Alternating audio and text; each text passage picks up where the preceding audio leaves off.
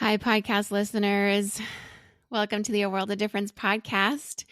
We have so many guests on this show making a difference in our lives, making a difference all around the world with the expertise that they bring.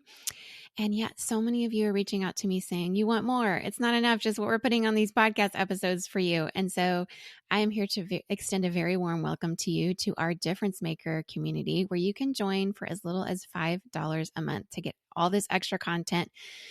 Out the gate, you're going to get 30 plus minisodes of exclusive content not available for the regular podcast listeners, and an exclusive minisode every month. And you'll get exclusive voting power to help us pick podcast topics and more.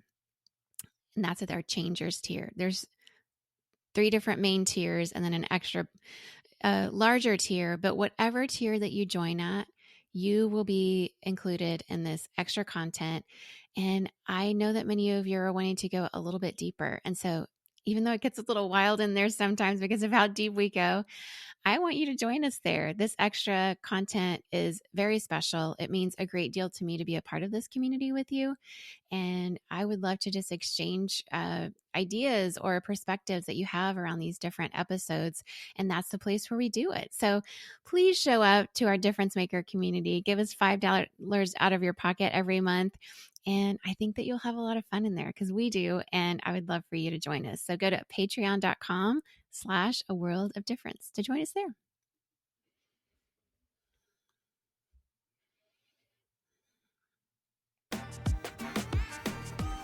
Welcome to the A World of Difference podcast. I'm Lori Adams Brown, and this is a podcast for those who are different and want to make a difference. Today, we have a very special return guest whom you will remember from before, Michelle Ferrigno Warren. We're so happy to welcome her back to the show for her release of her latest book, Join the Resistance, Step into God's Work of Kingdom Justice. And Michelle is the president and CEO of Virago Strategies, a consulting firm for civic engagement campaigns impacting poor communities. She's also the author of The Power of Proximity. She co-founded Open Door Ministries, a community development 501c3 corporation in downtown Denver to address poverty, addiction, homelessness through social programs.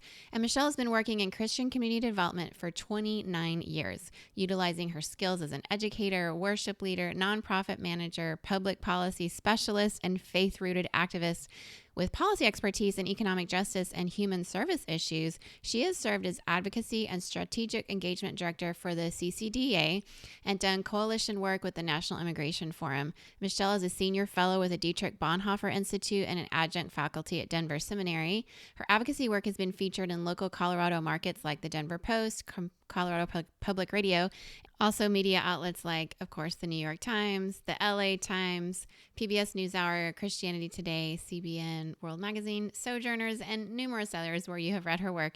She holds a bachelor's degree in mathematics from Cedarville University and a master's in public administration from University of Colorado.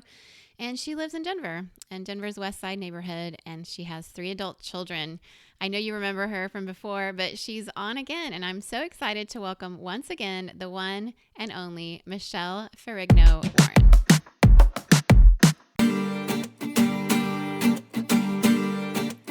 Hello, Michelle. Welcome back to the A World of Difference podcast today. How are you doing in Denver? I'm doing well. Lori, it's so good to be with you. Thank you so much for this invitation to return. Of course. I'm glad that you wanted to come back on, and I'm very excited to introduce the world along with you to your new book, which is very exciting. And I got to read a little bit of it ahead of time. So thank you for reaching out about that. And I just want to give you a chance to sort of help us understand this baby that's been born into the world that you've worked so hard on. I know that part of your book, you have kind of 3 different parts about serving the movement, staying at the table, and you ask us to help your people, right? Walk us through maybe like a high level synopsis of why you wrote this book and why people should read it. Yeah, so I am a justice seeker and doer, and I'm just trying to join Christ in his restorative work in the world. And I have wanted to write a book about the work of doing justice, not talking about it, not just just talking about the theology, but what does it really look like in a grassroots, long-term way to seek the welfare of the city by doing justice. And years ago, IVP I was so grateful when they said that I could write a book, but that I wasn't ready to write that book, not because I didn't have things to share, but that I had come from a really unique audience. As you know, I have both Catholic and evangelical roots.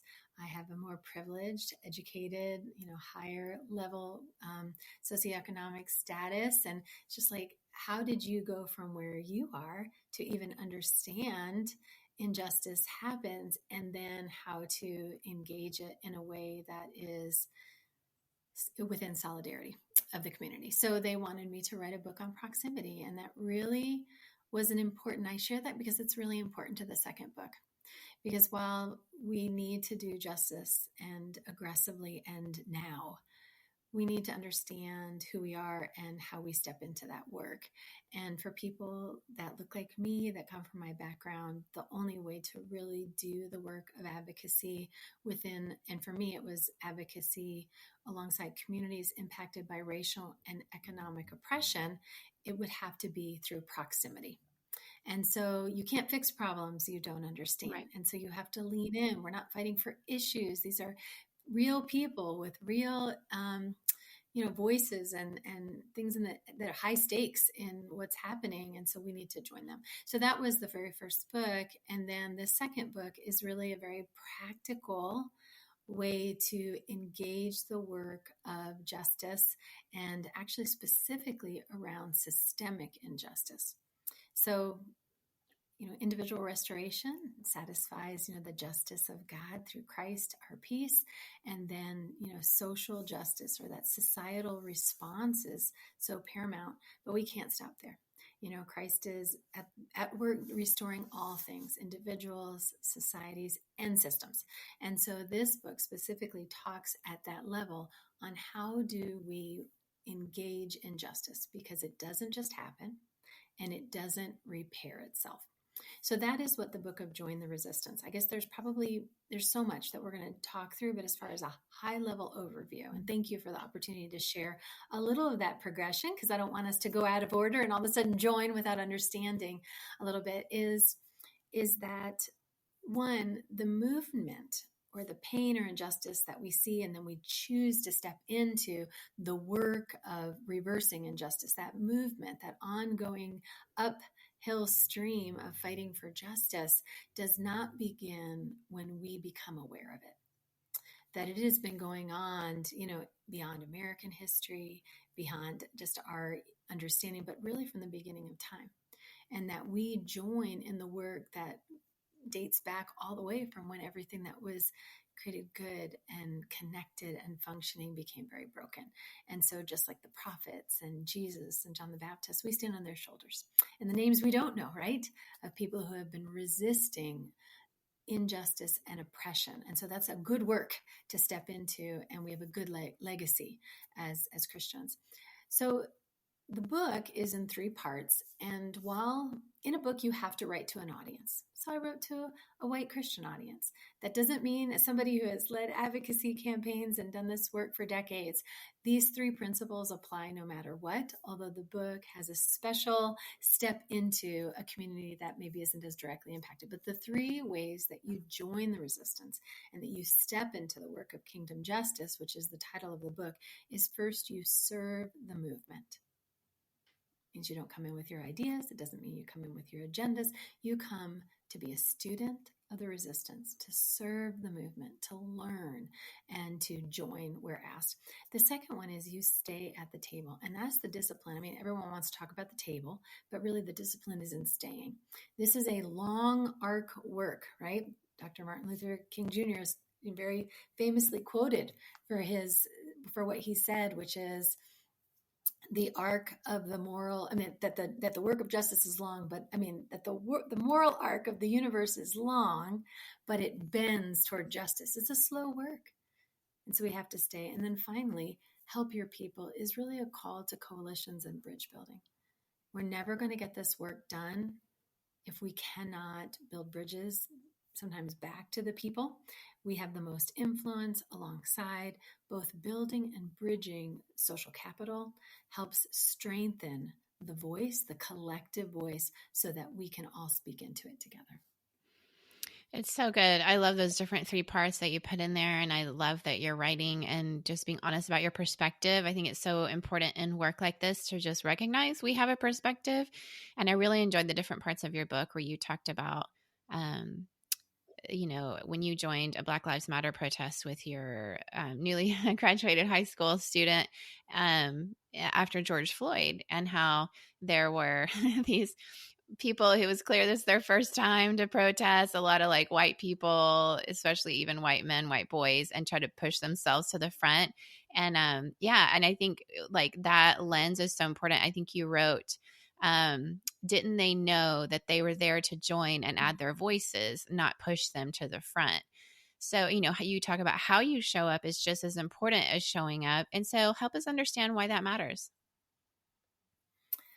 Yeah, so that is sort of the opening story of the book, and you want to frame a message in a more current context. And so my son was a senior, and he had just graduated around the time that George Floyd was murdered. And so we're in this flow, it was sort of like, it wasn't just a march, there was almost a celebration in some ways, because DPS, the public schools, were being highlighted that day. Mm, And so they had all the DPS graduates, and so some of his friends were up in that truck. And so some of it was the celebration of Black lives, but also the deep grief on how they are disregarded and dehumanized and murdered.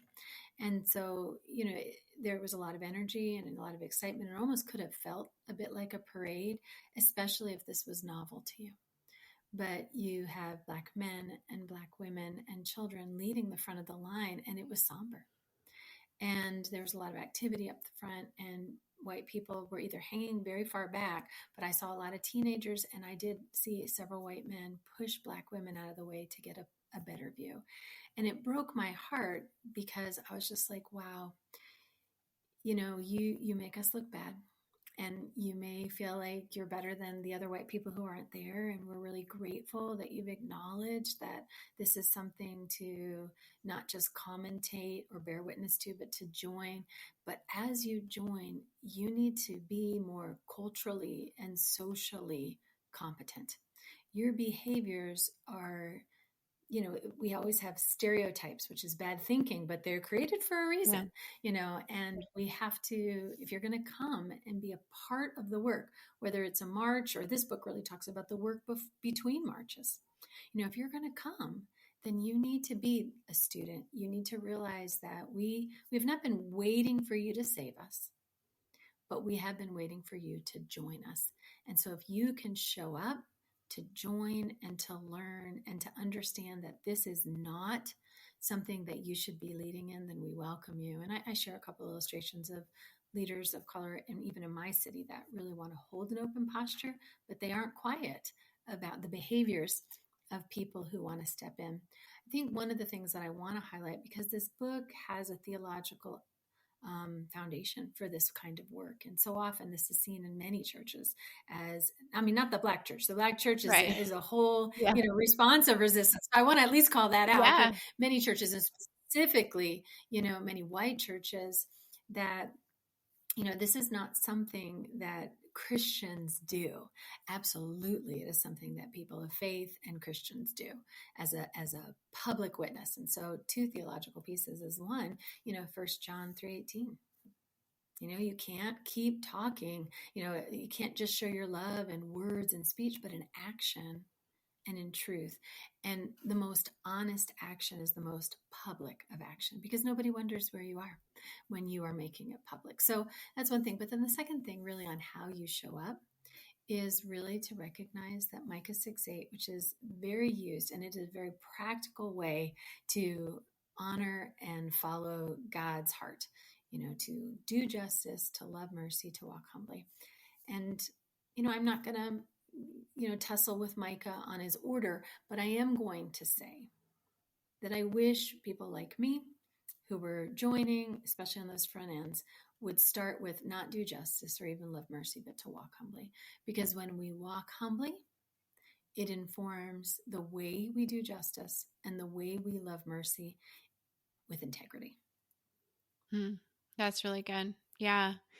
There's so much to learn. And when we look at where we are, it's uncomfortable for many people. I think mostly uncomfortable for people who have power. We all have power. Even a newborn baby, as Diane Lamberg would say, has power to wake her parents up in the night, right? Which is why it needs to be redeemed.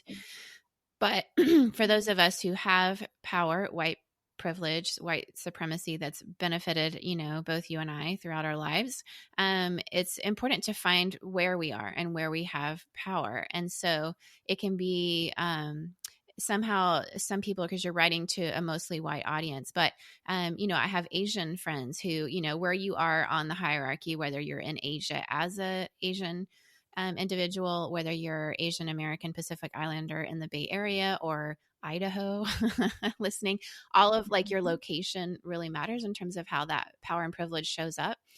But and there's a lot of people who talk about, social justice, biblical justice, and you use the word kingdom justice, that phrase. So explain that choice for you and how you see those being different for people that are listening. Well, I don't really know if it is different because so many ways that we phrase it is cultural. Because I do think biblical justice is theological. I think social justice is theological. I think kingdom justice is theological. But what I was trying to share in this particular book and the message of this book is that this is kingdom work. This is good work. This is the good work of the kingdom. This is the slow work of the kingdom. Jesus, his whole purpose in being our peace, and that's, I can take us a theological, line of that restore, that shalom, where nothing is broken and everything is restored, that he is our peace and that he has come.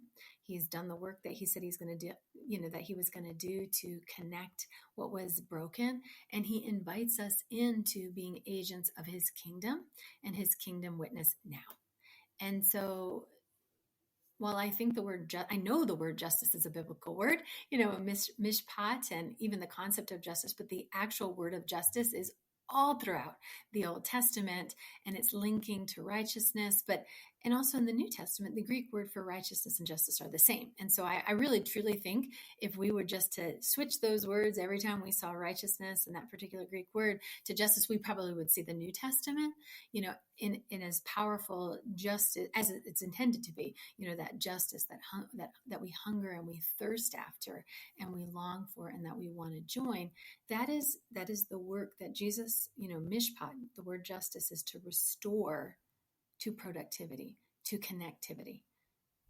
The Hebrew word tov, which we were all created and, very good and, humankind when God breathed his spirit on us, but that was all connected and functioning. It was a beautiful, comprehensive, holistic word. It wasn't just, oh, that's a good cup of coffee. It was like, it was good. It worked, it functioned. And that was the curse. Everything that was connected now was broken. And that Christ is prophetically, introduced and then comes as the restorer, the peace, the shalom, the one who will connect us all so that we can have justice.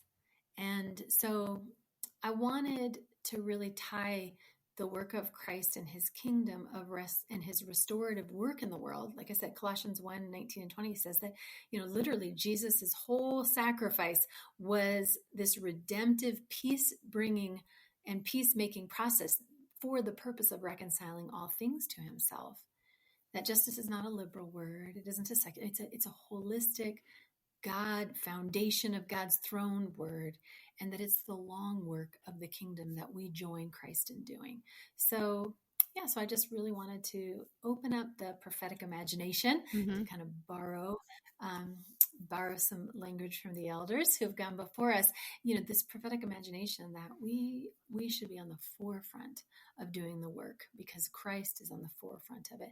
And so we want to be a part of his kingdom justice work here on earth. So good. So good.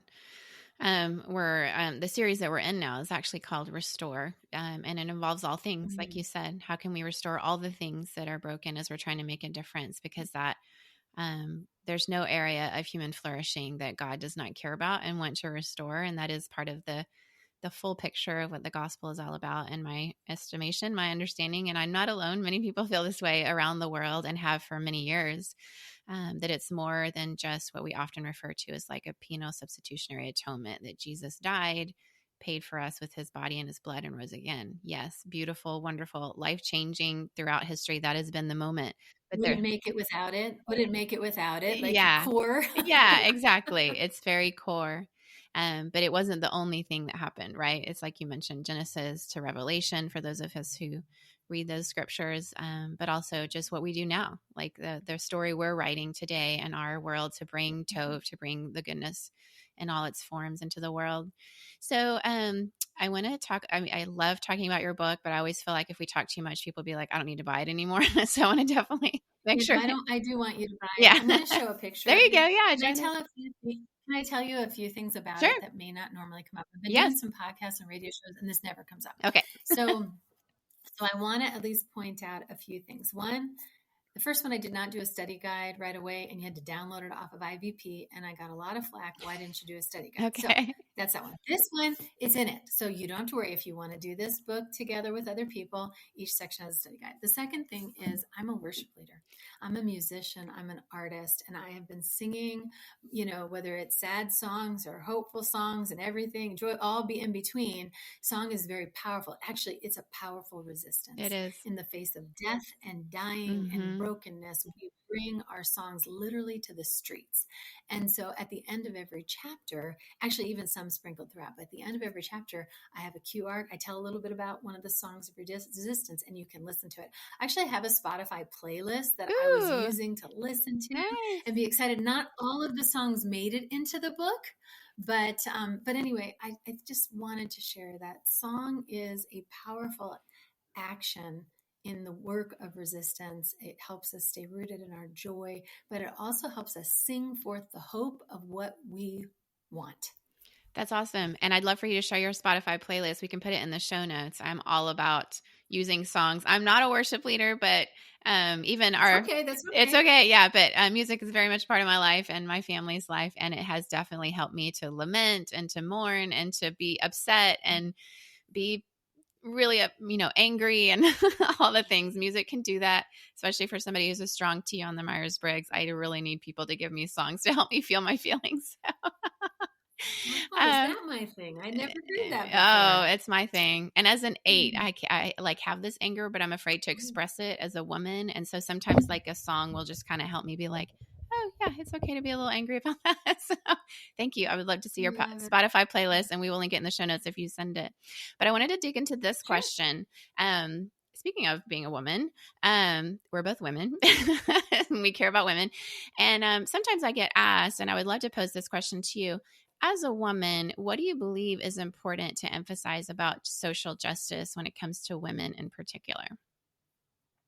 We've been at the front end of the work of all throughout history, and the guys often get the credit. Yeah, for real. It's really true. I mean, like that's the one thing that I think about is women are gutsy and they're willing, and you just I don't want to take away from anything that men have done and so many great leaders, but often there's a woman behind it. I'm going to give you an illustration of Brown versus Board of Education. Okay.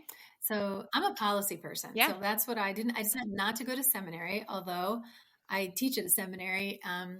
Alexia Salvatierra calls me an organic theologian, which I was like, do you remember that organic smells? Like that's not a right. But anyways, I have a degree in policy. So I think policy wise and structure wise, it's just sort of my orientation when I read my theology, when I read my Bible, when I look at problems in the world. So Brown versus Board of Education, for those who may not be familiar, was a really important act from the Supreme Court that reversed this idea that separate but equal is okay. So there was this other piece of legislation called Plessy v. Ferguson that said, okay, you can have separate drinking fountains, you can have separate schools, as long as everybody has equal access, you can separate. Now we know that there wasn't equal access. The schools that were white had new textbooks and better teachers, and at least had more access to teachers who had higher levels of education, etc. But that had been like the law of the land until Mr. Brown sued in this particular Kansas Brown versus Board of Education lawsuit. But here's the thing, Mr. Brown wasn't even the original person. It was all of these women who wanted their kids to be able to go to the white school that, one, was closer to their house, and two, had better options for them. And they knew that they weren't going to get taken seriously. And so Mr. Brown, of course, had those problems too. And they threw him on the lawsuit so it could be presented that this man wants it, because even a black man has more power than a black woman. And I will say this, power and agency are two different things. All of those women had agency. Right. And they used it. Yeah. And they were smart and they were savvy. And even though they probably were angry that their bodies and their voices were, marginalized, as far as even to black men, but they had serious agency, and they worked in such a shrewd way that history has completely changed as a result of those women inviting Mr. Brown into their lawsuit. Oh my goodness. That's crazy. So that may not have been the question really, but I do think it's important to understand. I guess I've heard the phrase, behind every good man is a good woman, whatever. Behind every good movement is a woman. Yeah. In general. Yeah, exactly. No, it's true. Like I was, the Voices of Lament book. I'm not sure if you've read it, but so many different friends, have been a part of it. Like, 100%. I love that book. I'm working my way through the signatures. Like I get to see my friends around the country, and so I'm trying to bring it everywhere. I missed Sandra Van Obstel at the Justice Conference. I forgot to bring it. Oh, no. But yes, Next time. I'm walking through. I've got some plans. That's so awesome. Yeah, no, it's in the chapter of where, at the end of it, kind of like in your book, you have a song at the end. Everybody has like a person they're highlighting. And so Carmelita Torres was highlighted in there, and it was like, wow, my gosh, she was so young coming across the border from Mexico to El Paso in the early part of, I think it was 1917, something like that. And it's like women, all the Mexicans coming across the time, like, oh, they have lice. And so they're pouring kerosene on them and DDT and just horrible, awful, like human rights abuses. And then taking pictures of the women naked and then putting them up in El Paso for these like people in the bars to like gawk at. And so this young woman, like 17 or something, is like, I'm not getting off the trolley. I'm just not. I'm just going to stay here. And we don't know what happened to her. But this young girl, so brave. And then you think of Rosa Parks. She didn't get off the bus. She said no. And then you think of this hijab wearing woman in Iran, Masa Amini, like 22 years old, and she died for the cause. It's like women are strong and we stand up, but we often do pay a price with our bodies and our lives in ways that maybe men don't. And so, yeah, I don't know, like what's your perspective on that as a woman with social justice, using the power that men bring to get the things going ahead, but also how do we get people to understand how to protect women and care for them in the process? Yeah. Yes, I would love to talk about that, sort of the multiple marginalizations. I do think that today's story is not the same as 100 years ago. I think the women are just not putting up with the same thing. We do not have the level of representation we need or deserve, even in formal places of power. But I do believe that women continue to practice their own agency. They pass it on to their daughters, and we continue to make, shatter glass ceilings. Like this is not our mother's world. This is not our grandmother's world. And I'm grateful for my mother and my grandmother and those who've gone before. So I at least want to say that this is not the same world, thank God. Yeah. But that does not mean that even globally there is not incredibly harsh. I mean, femicide is a real thing. Right. And many people don't even know the word. Yeah. So I'll just let your listeners go do a little research on femicide. Hey, I'll put that in the show notes. Yeah. Yeah. So let me just say this. The work of justice is an expensive work.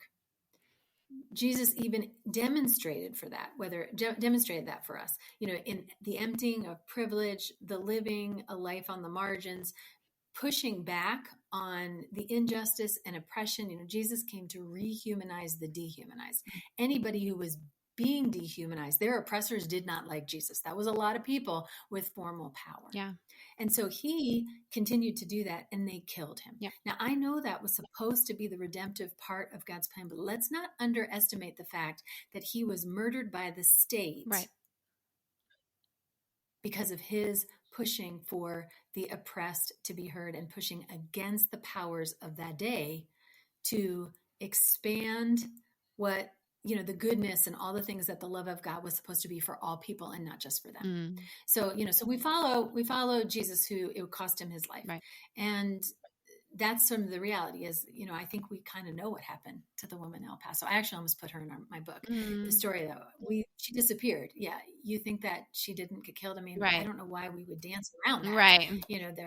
Her story is over. So I'm just going to say my guess is she was murdered, Right.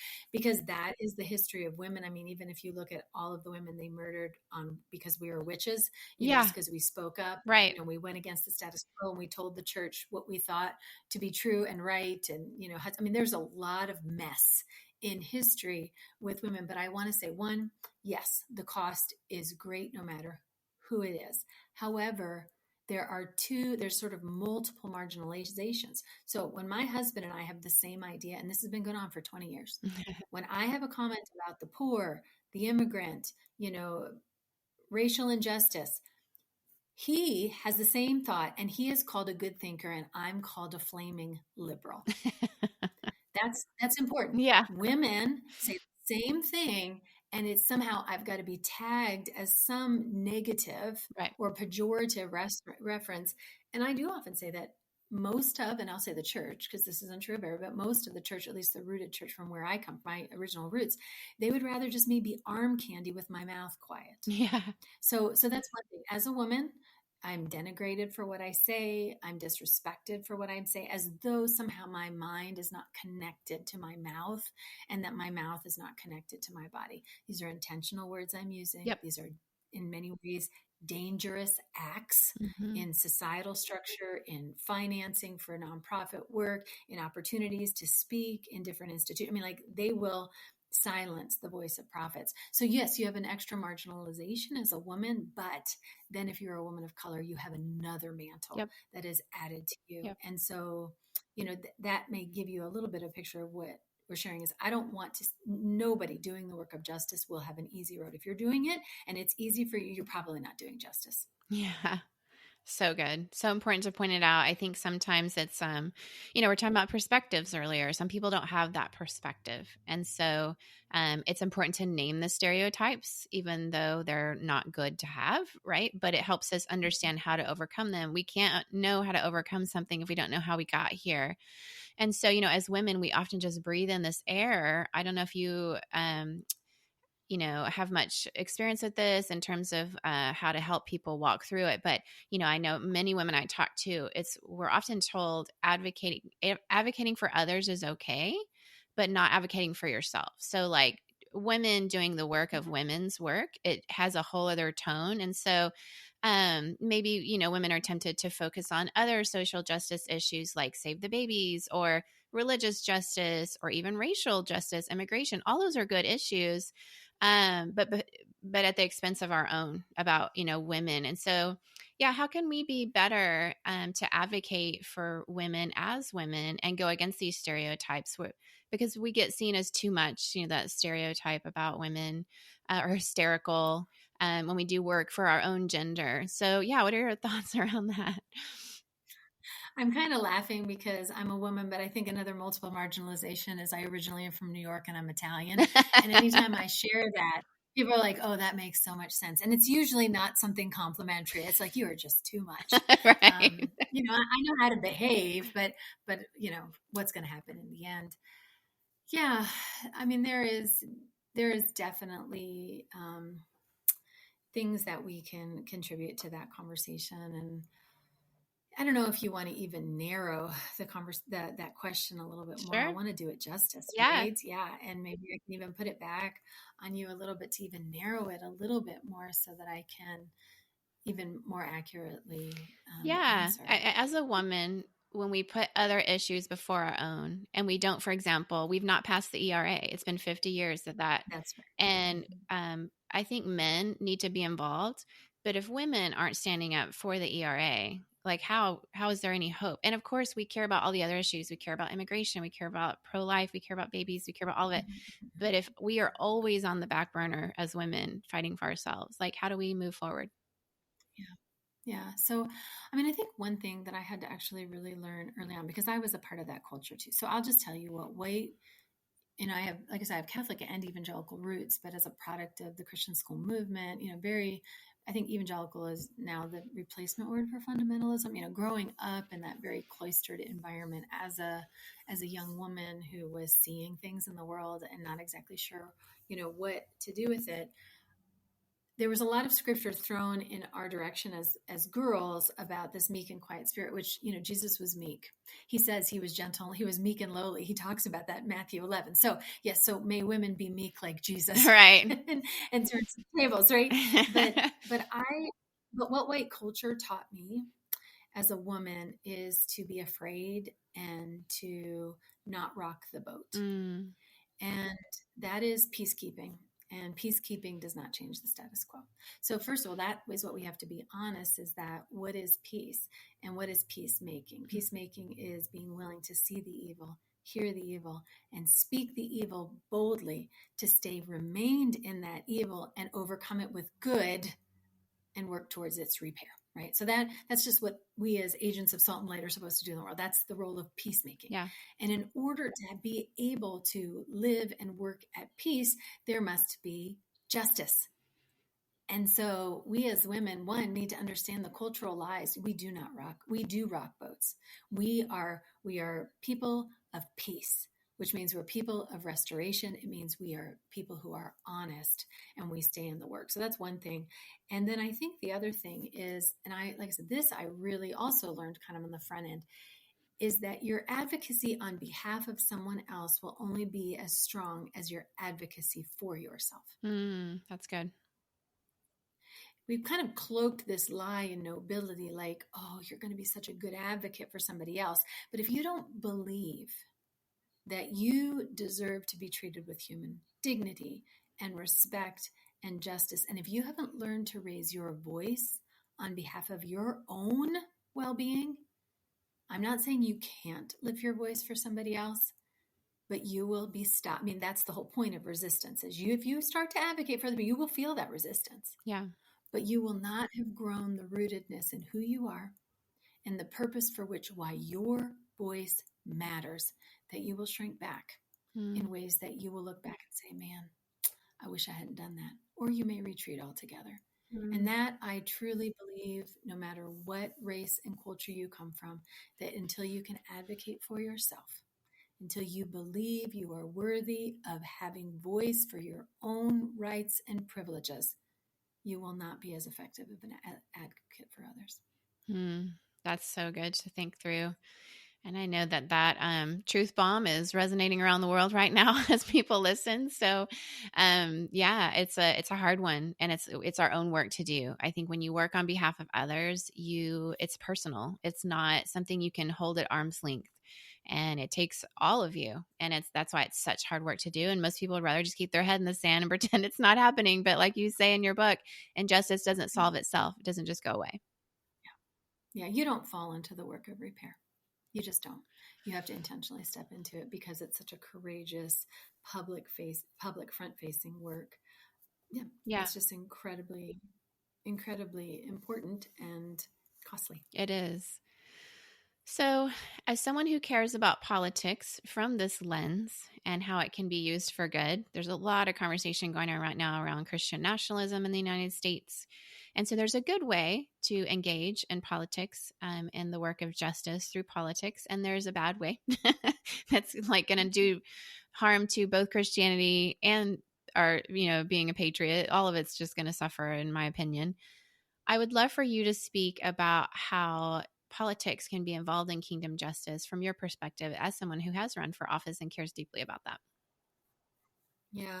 So I think part of it is I need to strip away, or at least help detangle, some of what the word politics even means. Because I think we think about it in like a two-party system in the United States. We kind of think of different news agencies and social media, and we can't talk about politics. Of course, we can't talk about religion either. And I'll just say as a sidebar, married to a pastor, I mean, like literally when my husband Dave and I walk in, we make you nervous. Politics and religion has just walked in. I mean, we have very good cultural filters. We won't make you feel uncomfortable, but that is the reality of who we are. Right. But yeah, what I think is really important is for us to understand that everybody plays politics. Politics is a game that is played to get what we need to get done. You need to be shrewd and you need to be savvy and you need to understand that people in power are playing games to see how they can get their agenda done. Sometimes their agenda is for good, sometimes it's for evil, but politics is that necessary game that needs to be played. Here, I'll go back to like the 2 or 3-year-old. I'm a mom. My kids are all adults now, but I also was a child. Sort of the infamous at about 3, a child will begin to determine which parent to ask for which things because they'll know who's going to say yes or no. That's so true. That is when we become shrewd. Okay, if I do this timing, if I do this timing. And that we play politics in our marriage, we play it at Thanksgiving dinner. I mean, like, it doesn't have anything to do with public policy in the United States. We are trying to figure out how we can get things forward. So that happens in every institution. What is interesting about public policy is that kind of politics is very, very dangerous because people think about it in frameworks of winning and losing. Like, my side needs to win, instead of really understanding that justice is above the political fray and who is losing when everybody is just fighting. And that's the reality. Is politics has become such a game of winning and losing, and we all perpetually lose when that's the dynamic. When we don't realize that the point is to be shrewd so that we can get things done in a way that is utilitarian and for the common good. So every single person who is in office at the federal level has to, like, kind of sort of the raising of the Bible, I will uphold the Constitution and these documents that we have kind of on record, that we would have this type of country with liberty and justice for everyone. And that everything that we do is supposed to be what we call for the welfare of the common good. And what that means is we understand that policies sometimes have unintended consequences. That's why it's in contract form. We're supposed to be willing to change it when we realize that people on the margins are not benefiting from the same thing. But policies are enacted with a utilitarian mindset in play, which is I want to do the most amount of good for the most amount of people.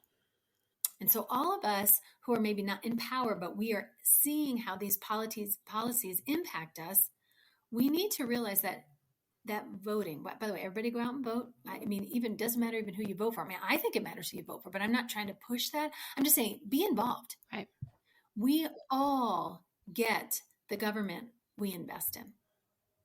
And civic engagement that's tied to civic responsibility and paying attention to who's losing and winning and using our voice, that is not a sideline sport. We are both a democracy and a republic. We vote for people, but then we hold them accountable all the time for the way we see things, not to be divisive, but to make sure that we stay congruent with those foundational documents that care about the welfare of the common good. And that has been stuck probably from the beginning, but is definitely stuck now, where we lift up caucus power. We lie about the people who are on our team just so that we can protect some version of a country that we think we want to, instead of recognizing it's supposed to be for all the people. And we need to work together to make sure that it's just. And that we're honest. Again, honesty and working for repair. So voting is good, but I want people to vote, but I want you to understand that is the lowest hanging fruit of civic engagement. And that's why this book that I write talks about the ways that you get involved. You need your voice. We want you to show up for the marches. We want you to show up to vote. But we'd like you to be at the table between the marches, and we'd like you to be holding your, legislators accountable. I mentioned already in this podcast that I taught a political advocacy class at Denver Seminary. And I would ask a series of questions, kind of like, why did you join this class as pastors? What do you want to advocate for? Everybody scribbled down things on their paper. I never asked them to say it out loud, so eager and excited. Then I'd say the second question, how long do you plan to work on it? And then you can tell the energy in the room is just like, oh, I think this is a trick question. Like 3 to 5 years is not probably what she wants. And then I would ask, how many people do you know that are directly impacted? By the third question, I think they all wanted to quit the class. Like, okay, we know where she's going with this. I stink. Yeah. Like, commentating around politics is what kind of gets your juices flowing. But like, let's have a real conversation about what we're learning, why we're learning advocacy skills, and how can we do justice in the public square. So good. And so those are really, really important, things to evaluate. But as far as like our civic engagement, we really need to stay engaged Mm. in an ongoing level. And in this class, I also would ask, I'd start by raise this one I did publicly. Raise your hand if you know who the president is. Everybody raises their hand. Right. Raise your hand if you know who your state senators are. And then you say, well, I know one, and people were coming down. Even the best students in those classes, once you got down to the House, they didn't even realize we had a state general assembly. There's county commissioners. I know school, but they don't know who anybody is. Yeah. And that's the work. It's like, don't just try to figure out what party they are, what you're going to vote for. Like, figure out who they are. Yeah. And they are public servants, which means you're supposed to be able to be in a relationship with them. Mm-hmm. They're at picnics. You can set meetings. Definitely know your people. Yeah. No, it's so true. We have so much that we don't even think about here in the United States that is a privilege, to have the ability to vote. And thank God for the women, many of them women of faith, who fought for that for us well over 100 years ago, and that we get to enjoy that today. And unfortunately, many who still have to keep fighting because the barriers to voting are tremendous. They're just really, really, really devastating. Yeah, there's just so much. And it's not isolated to one or two parts of the United States. Like it's a nationwide issue. We've even had things recently here in Southern California that are just really disturbing, that are being said publicly in the news that are just blatantly racist. And yeah, we just need to be aware as people who care about human flourishing around us. And of course, people are busy, and I understand that, and not everybody can do everything, but hopefully just this, at least, like you said, low hanging fruit to just vote. That's coming up. Midterms. I know midterms don't seem like that big of a deal. And everybody says every election, this is the most important one. And so I'm going to say it again. This is the most important one. Please get out there and vote. If you're a U.S. citizen or if you're voting from abroad, which I did for 20 years, and it can be done. Thank you. Yes. That's impressive. Well, it's especially impressive when I was in Banda Aceh, Indonesia. That was like a mailed ballot back to California, and the mail is just like takes forever.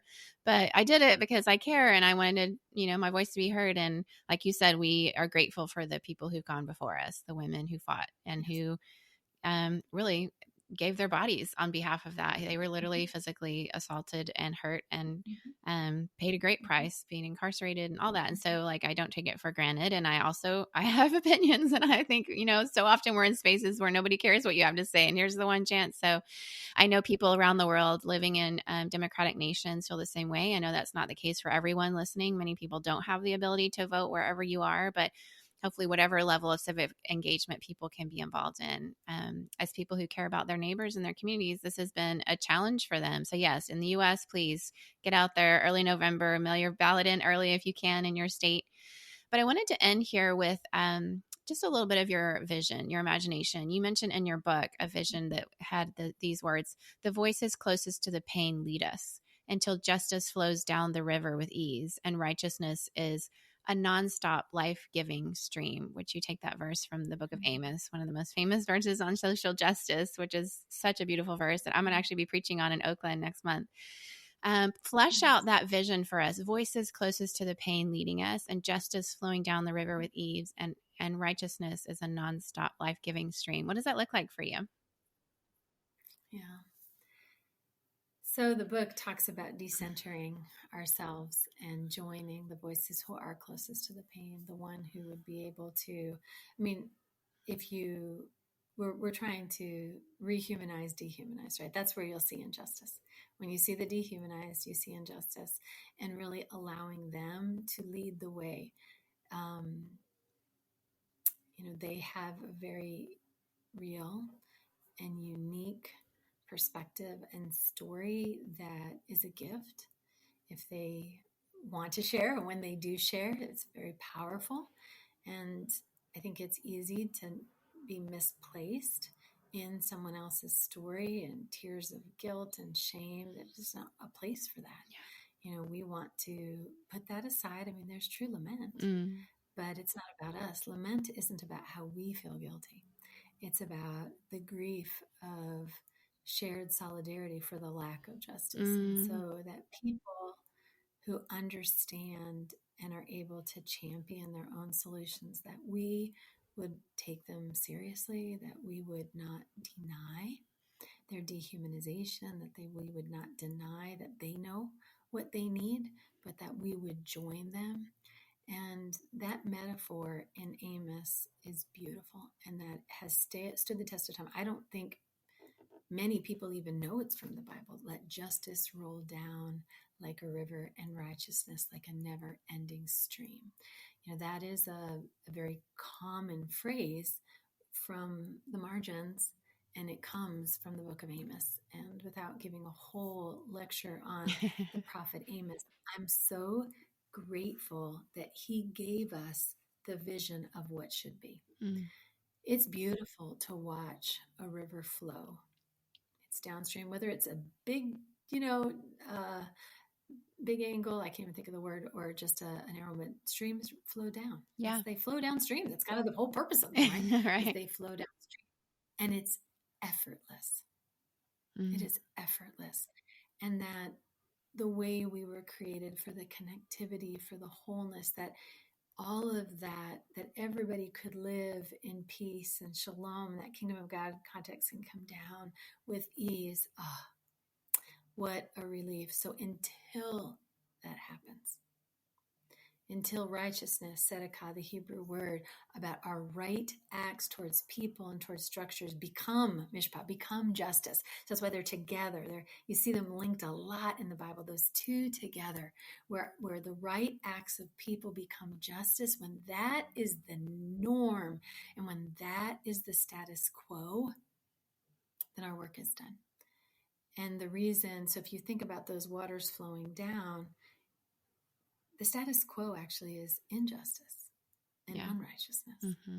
And so the people of God, and just the people with the Spirit, like all people that are working, it's not just Christians who are working. Often Christians are not working. Right. The people who just know in their spirit, this is wrong. Yeah. And are walking against the currents of the status quo of complacency, injustice, dehumanization, oppression.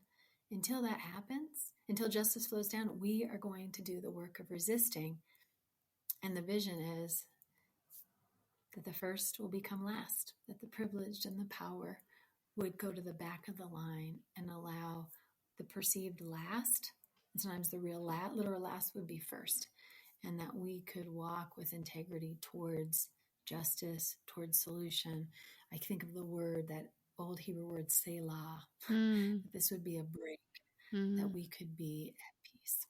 So good. So nice to imagine and work for. It's worth working for because it's such a beautiful image.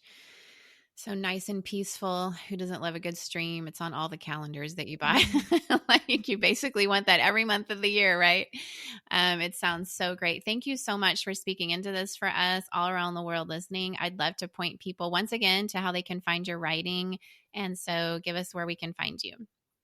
Yeah, so IVP is my publisher, and so you can find both my books, The Power of Proximity and Join the Resistance, on the IVP website. Of course, that free downloadable study guide with book number 1 is there. There's a link there, but you can buy this book anywhere books. Any online place, and hopefully in regular bookstores. But I do know that people can ask their library to order it, so not only they can enjoy it, but others can enjoy it. So those are ways that you can find the book. You can always find me on my website. I'm really good at responding to emails. Maybe I won't be, maybe there'll be so many, but I'm pretty good at responding. So you can find me at michelleferrignowarren.com. And then I have a handle at MCFWarren, and on Instagram, Twitter, Facebook, Michelle Ferrigno Warren. So yeah, and I would love to be in touch. Wonderful. Yes. Everybody go follow the things that Michelle is putting out there on social media. Read this book. It's excellent. It's so needed, and discuss it in your communities and let us know how you're interacting with it. I'm sure Michelle would love to know how you're interacting with it, even in so many different parts of the world, and how you're seeing it from your perspective. Thanks so much for being on once again today, Michelle. It's just been an honor to have you on. Yeah. We'll have to have you back when you write another book, because I feel like this is going to not be your last. All right. Take care, Michelle. What an incredible episode with Michelle Ferrigno Warren. I'm inspired. I hope you're inspired wherever you are in the world to work toward social justice in all its forms, in all the places and spaces where we work and live and play and breathe and are around other human beings, to use whatever power we have, whatever privilege we have, to whatever influence we have to make this world better together. And I think that so much of this podcast, we're hearing from thought leaders, we're hearing from people in the trenches, from authors, from thought leaders, from people from so many perspectives. And what I love about Michelle Ferrigno Warren is she's got this street cred in terms of just having been there, right there in the middle of it all, but also has an ability to communicate that through writing and through her teaching and seminary and just the leadership. She's had a Christian Community Development Association for so many years, now her work with Ferrigno and all that she does. She's at a stage in her career, in her life, and her journey where she really is such a person to draw from what she's learned, her mistakes that she's learned from, what she sees working well. And I really hope that you pick up her book, because her book is full of all of this. Having read it myself and having seen her and just knowing her and other people that we're mutual friends with, and just the work that she does. It's just her book, Join the Resistance. I know that you're going to glean so much from it as you learn personally how to step into the work of justice wherever you are. And her faith-based perspective, whether or not you share the faith that Michelle shares, it's a beautiful, peaceful perspective on what it can look like to work for harmony of all people, for us to all have inclusion and belonging, to all fully be welcomed in different spaces where some of us clearly are and some of us clearly aren't. The conversation she's having through this book and her stories and her experiences and all that she's learned through her own research is super helpful. And I really hope that you follow her writing, her teaching, and all that she's putting out there on. We'll put all her links in the show notes, of course, as always. Anyway, so grateful for Michelle being back on today. And this is your reminder, if you're a U.S. citizen, to get out there and either mail your ballot ahead of time or go show up at the polls on election day. These midterms are really important. It's one way we can make a difference, and it comes around every couple of years. So here's our chance. It's important. If you can make it happen, and I hope that you can, please let your voice be heard on behalf of yourself, your community, those who need us to be a voice for them in our nation, wherever we are as U.S. citizens abroad or living here in the United States. And my local elections here in the town where I live, so there's several propositions up here in California that mean a lot to me and my family and those that I care about that we're going to be voting on. And my oldest gets a chance to vote for the first time. So this is really exciting. He's seen us vote for years and is excited to be able to now cast his vote for the first time. And Gen Z has their own perspectives. I welcome them. I love what they're doing. I think they're challenging us, and I'm really excited to see what happens when Gen Z votes. So yeah, once again, whatever generation you're in, get out there and vote. And if you're a citizen of another country whose election's coming up and you're able to vote and that happens in your nation, I hope that you're doing that too. Until next time, everyone, keep making a difference wherever you are. Care for yourself. Take some deep breaths. Even the Navy SEALs have to do some deep breathing. So I hope you're doing that wherever you are. Breathing it in through your nose and out through your mouth as many times as it takes to just feel that calm in your body. Life is hard. The world can be dark sometimes, but I'm so grateful for each of you out there making a difference. Brings a smile to my face today. Have a great day, everyone. We'll talk next week. Bye. As we're finishing this episode, if you're thinking, I really wish I could learn more or go a little bit deeper, well, that's what our Difference Maker community is for. I would love to welcome you in to join the rest of us there. Once again, it's only $5 a month to join, the price of a latte at your local coffee shop. You can join at our Changers tier.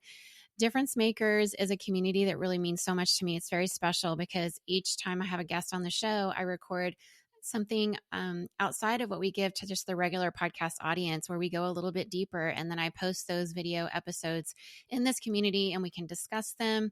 But also at the very beginning tier, which is our Changers tier of this community, you'll get exclusive voting power and help pick podcast topics that give us, more of what we want from your perspective. You'll have access to exclusive 30 plus mini-sodes that aren't out there for the general public. And you'll get every month an exclusive monthly bonus mini-sode. At our Groundbreakers level, which is $10 a month, you can join and get all of that, but also priority access to submit questions to the podcast. And you'll get an additional 2 exclusive monthly bonus mini-sodes. And at our Trailblazers tier, which is $15 a month, the price of 3 lattes a month, you can get all of that, plus also 3 exclusive monthly bonus minisodes, and a patron shout out. So I would love for you to join us at any of those tiers. It'll help you come into this community, be in the midst of all of us, other difference makers, and we'd love to hear your perspective. I certainly would. It's a place to engage more with me and the audience around what you like, what you're resonating with, and once again, go deeper with each of our guests. So please join us in this membership community. I would love to hear your perspective and love to share this extra content with you. So show up at patreon.com/a world of difference.